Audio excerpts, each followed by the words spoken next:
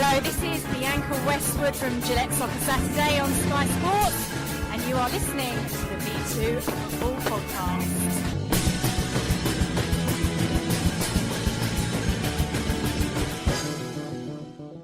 Hello and welcome to the V2 Football Podcast. I'm Chris Lapp and I'm delighted to be joined on the line by Crusaders striker Diarmuid O'Carroll. How you doing this evening, David? Not too bad, no. Not too bad. How's yourself? I'm very well. As well as being a striker for Crusaders, Diarmuid is also first team coach for the Crusaders Strikers and the Club and Community Development Officer for the Irish FA. So you're a very busy guy. Yeah, I'm kept going. My wife is not too happy. I'm never in the house, but just trying to get as much experience as I can, So you've enjoyed a very successful season this season with Crusaders being top of the league and with only 2 league defeats, is it? Yeah, it's been going really well. Well, this is we're obviously going for our back-to-back titles here this year, so it'll be fantastic, and we're still going strong in the Irish Cup as well. So hoping for a potential double. Yeah, so will it be your 3rd title in a row? Do you win it? It would be my 4th if I get it this year. Wow. I'll have to get my appearances up now in the last couple of games towards the end of the season. But at the minute we look quite strong at the minute, so hopefully we can hang on. So how did you get into the game? I left, but I played locally in Kerry down in the Republic, and then I left at 16 and went to Celtic, and I played over there for 4 or 5 years, and then played for Morecambe in England and a few teams in Scotland and stuff. And then my wife is from Belfast originally, so we just ended up coming back here, and I just kind of played part-time as well as working there.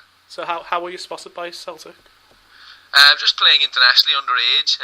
Probably all started from playing for the Kerry County soccer team.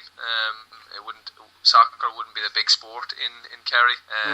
It would be more Gaelic football and stuff. But no, we had a successful side, and from there I played internationally.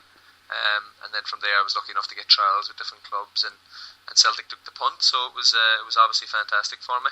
Oh, brilliant. So I noticed when you left Celtic you had some short spells at Morecambe and Airdrie. Icelandic side, I played for Valor in Iceland, Yes, but as well as playing, I saw that you were involved in the academies at these clubs. Was that part of the plan from the beginning to get involved? Yeah, I've always tried to be involved as much as I can. At Morecambe, I was involved at the community programme, just coaching one of the wee school teams and stuff locally, and it being a real local area and local club, and I lived locally as well. It suited me, so it was never something that I would have told you at 21 that I'd love to have coached. But since stepping back from full-time football, I've really been interested in trying to get back to that kind of arena coaching and then running clubs and running academies and stuff. So it's a real passion of mine now. So did you see a difference between the way British academies worked and the Icelandic development system? It would have been. There was a hugely different mentality in Iceland. Obviously, Iceland has had a remarkable success over the last few years, and culminating now with qualifying for the Euros. But it's remarkable. Even though a lot of the players didn't get paid or anything like that, it was 4 or 5 days a week training, and they were super fit, really committed, really detailed. They were in the gym beforehand, afterwards, and it was just a different mentality because everyone, boys, girls, parents, everybody worked out, everybody exercised. They cycled everywhere, they walked or ran everywhere. So it was just possibly a healthier lifestyle than we're used to here in the UK and Ireland, Yes, so in academies, do you think there's too much of an emphasis on winning? Yeah, I think that unfortunately that seems to be the case. Obviously, I'm a few years out of academy structures myself in England, but even here in Northern Ireland, that there still is a very big focus on development for players for elite levels. When you forget that 90-95% of the game is purely for enjoyment and fun. Obviously, with academy levels, that's the be-all and end-all. Like you've heard of many academies in England looking to produce 1 player a season, and that justifies how much they pay in academies. But there has to be a balance, and I think I was lucky coming through at Celtic. There was a balance, So is the long ball still the preferred tactics at youth level? Is that something we're trying to get away from? I think, well, as coaches are getting more courses and more education, and the changing of the guard and the different FAs in the coach education side, there is an emphasis on playing more football, playing out from the back. And a lot of younger ages now, they actually stop goalkeepers kicking it long. There may be a pass out system where it's almost first pass is free, so it encourages them to play more football. So hopefully we're getting away from the old school long ball tactics. Yeah, we interviewed John Curtis a couple of weeks ago, and he says in America they've stopped heading of balls for under 15s. I think it was. That's a bit radical. I think that's to do with the concussion and stuff. Yeah. But it's, for me, that's one of the main skills you need in football. But I understand possibly why they've been overcautious in getting rid of it. But the idea of someone going up and heading across home and you having to give a free kick out is foreign to me. I suppose that's just the way they've gone with it. Yeah. So how did you get involved with the Irish FA, and what does your role involve? I was working locally, helping out clubs on a consultancy basis, just helping them develop their structures and their admin and how they do things off the pitch. Yeah. And the role came up as a club and community development officer to cover all the levels of the game, from the Premier League right down to the Amateur League and women's football. So I obviously applied and was lucky enough to get in. So I'm coming up on 2 years now in the role. So my day-to-day basically is trying to help clubs improve how they run, improve their structures, improve how they can finance themselves, get their hands on funding, look to secure partnerships with like local councils, local other sports clubs, and just looking to progress. Obviously the academy structures are massive as well, so it's just looking to see if I can improve them both on and off the pitch and try and help them develop. Yeah, so we've had a listener's question in about your role with the Irish FA. From Anas Rahman, he asks, do you find kids look for a career in rugby or get the Gaelic games before football? In Ireland and Northern Ireland in particular, obviously there's been troubles past troubles that you wouldn't notice it now, but it's been a religious conflict for years, and unfortunately, especially in the north of Ireland, Gaelic games would be aligned more so with Catholic background and nationalist background, and rugby would traditionally be seen as a more of a Protestant sport. I'm lucky in the fact that in my role and football bridges that gap. Pretty much every young person, if they're boys or girls, have played or will play at some stage football for fun. Yeah. Yes, you're always going to lose some people to Gaelic or rugby, which actually is in line with the school system as well. But in general, we cover pretty much everybody, so at some stage they'll be exposed to football, and we just have to try and keep them in the game then. That's the challenge. Yeah. Right, so at youth level, what should the ratio of technical training to physical training be? Well, see, to be honest, at the very young levels, you're looking for all your early touches, and you're just looking to build coordination and build your movement skills. Yes, you want to have the ball and as many touches of the ball as possible, because ball manipulation, unfortunately, it's almost a lost art now. People look at the physical side of the Premier League and the senior levels and think everyone has to be fit and strong, but you see, even by the Spanish or Holland or any of the German models and stuff, they're fantastic with the football, and the fitness and strength comes later in their career. So for me, it's just trying to put on games and scenarios in training for young kids that they can get loads of touches, but also maybe build on their fitness and their coordination as well. Yeah, I listened to an interview with what they said.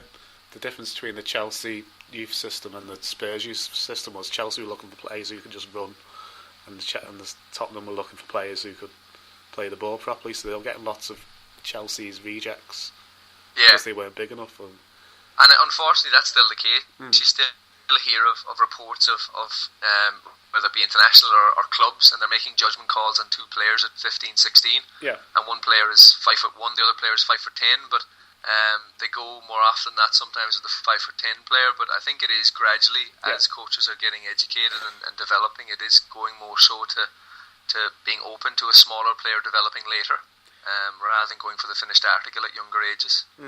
So how intense do you think training should be at a youth level? I think intensity comes with the games, and I think if the quality of games and quality of football is very, very high, then you can demand an intensity from it. I think it's all about enjoyment. I can never understand youth coaches playing games or putting on drills that don't have a match or something involved, or some kind of a competitive element involved. Like any of us, if we play five-a-side, if you're 40 or 50 years of age, you still would like to win, you'd still like to shoot a goal, you still want to enjoy yourself in the traditional way of playing football. So things like passing drills, like Ajax squares and things like that are great for basic technique, but you still need to enjoy yourself and playing games. So I think, yes, intensity is massive, but as long as it's in a realistic game environment, then that'll naturally progress and it'll breed competitiveness, which will bring intensity, Yeah, so you're also the first team coach at the Crusaders Strikers, which is the ladies' team of the club. Yeah. So how did you get involved with that? It was a funny one. Obviously, I work within the Irish Football Association, and actually a couple of the girls who play for the senior side work for us as primary school coaches. So they're every day building up 5 to 11-year-olds kind of movement skills and building in obviously a small amount of football. So I heard of an opportunity to come in with them, and they basically encouraged me to give it a go and stuff. So I hadn't much experience. I'd done a wee bit of coaching of girls at Morecambe, and then I had done a wee bit with the underage elite teams. Yeah. With the Irish Football Association. But it's obviously it's a new experience, but it's something I really enjoy. Coaching the girls and in fact the ladies, because it's a huge variety in age group. Yeah. Is fantastic, because especially with coaches in the group, they don't let you away with kind of flippant comments, if you know what I mean. Everything, they think about everything in detail, and they take it in, and they appreciate the support and the advice. But on the flip side, then, if you're talking rubbish, they probably will tell you that as well. So for a young and up and coming coach, then it's good, it's challenging, but it's possibly a better challenge than coaching young boys, because I'm used to that environment anyway, So how was the season going so far? We finished. I took over mid-season last year, and we finished third last year. Unfortunately, we lost the cup final as well. But it was a transition as well. There was a lot of younger players coming in the second half of the season, and we actually lost a couple of players to scholarships in America. But no, we're in pre-season at the minute, so we're actually playing our first friendly at the weekend here. So the girls have been really, really good, and it's as I say, it's a very young squad with a few experienced heads in there. So a lot of the underage international players and stuff are involved in our team, so it's just building their basic skills as well as giving them a platform to play senior football. So it should be a good season for us, hopefully. How important do you think it is for young footballers to have a life away from the game? Massive, from my own personal point of view. I obviously I loved playing full time, and I was very, very lucky to do so. But I couldn't deal with the mental rigors of just football, and it was probably an error by me that I didn't keep going with my education or keep going with some other kind of pastime outside of football, because I was the type of fella, if I had a bad training session, I would think about it all day for the rest of the day, sitting in the house in the digs, and then I would let that affect me for a week. While now that I'm more mature and I have other focuses in work and other things, I can shrug it off more like it's just an enjoyment thing. Like, you play football with your mates just to enjoy it. So now I try and think of it that way rather than it's a be all and end all. So I think if you're a young player and you're going to an academy, I think it's essential you keep going with something, whether it be 1A level, 2A levels, some kind of a pastime, whether it's even building basic skills, and I've heard of people doing like plumbing, electrician, things like that. So something to give you a focus outside of the game, and then, God forbid, if it doesn't work out, something to give someone something to fall back on when unfortunately a contract mightn't come their way. Yeah, it was reported this morning that the young United striker rushed and he was asked how you're going to celebrate your 2 goals, and he said, I'm not, I've got a chemistry exam in the morning. Yeah. I actually saw that, and it was interesting to hear that Varela, the right back as well, was in the same exam. Yeah. And it's fantastic to hear.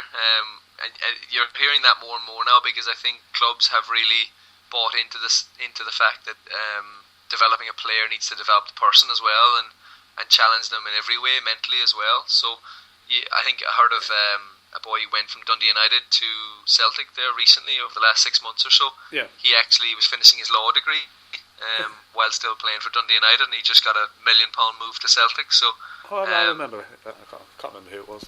Yeah, I think it was Armstrong. I think the lad's name possibly is. He went in a deal with Mackay Stevens. So, but you hear stories like that now more often, and you see a lot of players that have degrees and they've gone through things, and they may not still be. They may take longer than your regular person to do it, because they're concentrating on the game. But I think the days of just token gesture, clubs putting players through education have gone now, and it's trying to push it as more of a focus. Right, so I've had one more listener's question sent in from Dave. He said, both Northern Ireland and the Republic have qualified for the Euros. Is there a real buzz around the island for this? Yeah, it's fantastic. I'm from down south originally, and I was lucky enough to play for them till I played under 21s and stuff. But I would love to go. Unfortunately, I can't make it to support either club, either nation. But it's fantastic because you see, even when I was younger, the Republic had a lot of success, and that meant we recruited a huge amount of players, and there was a huge amount of interest, a lot of sponsorship into the local game, and the Electricity League locally got a huge boost from it. Northern Ireland have struggled traditionally over the years when I've been young, but it's been fantastic to see over the last couple of years, especially with Michael O'Neill in charge, that they've had a real charge. And when you're asking about the interest and how popular it is, both south and up north are hugely oversubscribed for tickets. I think there'll be more than double the amount of fans over there for tickets, I'm sure, and there'll be people just going for the atmosphere and for the trip, and hopefully they can keep going, keep qualifying for years to come. And I think in general, both up north and down south, everyone was happy for both sides to get there, and it shows a progression for the island. Yeah. And yes, who do you think is going to do better? I have a sneaky feeling Ireland could do well. I think I personally think the likes of Sweden and Italy they may sound fantastic and traditionally have been huge nations, but maybe I'm being blindly optimistic. But I think we have half a chance, especially for Sweden. If you keep Ibrahimovic quiet, I think that's it. And you forget as well, Ibrahimovic is obviously a world-class player, but he's 34, 35, so if you can keep a player like that quiet, then the rest of their team doesn't necessarily scare you.